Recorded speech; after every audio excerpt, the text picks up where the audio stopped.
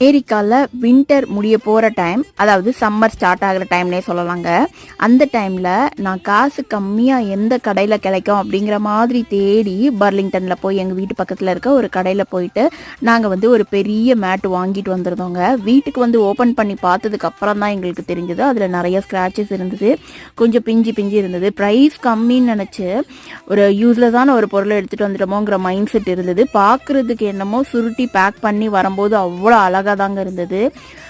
சரி அப்புறம் என்ன பண்ணுறது அப்படின்னு சொல்லிட்டு நாங்கள் கடையிலேயே டேரெக்டாக அவங்கக்கிட்ட போய் சொல்லி இந்த ப்ராடக்ட் இந்த மாதிரி இருக்குதுன்னு சொல்லிவிட்டு நாங்கள் அப்புறம் ரிட்டர்ன் பண்ணோன்னா இங்கே மணி பேக் கொடுத்துருவாங்க. ஸோ அந்த மாதிரி ரிட்டர்ன் ப்ரொசீஜரில் நாங்கள் மணியை பேக் வாங்கிட்டு வந்துட்டோம். இப்போ வின்டர் வரப்போது ஹாலில் வந்து ஏதாவது ஒரு பெரிய மேட் போட்டால் நல்லாயிருக்கும்னு சொல்லிட்டு ரொம்ப நாளாக தேடிட்டே இருந்தவங்க. இப்போ லாஸ்ட் ஒரு 3 months அமேசான், தீமுன்னு சொல்லிட்டு எல்லாத்துலேயும் பார்த்தோம்.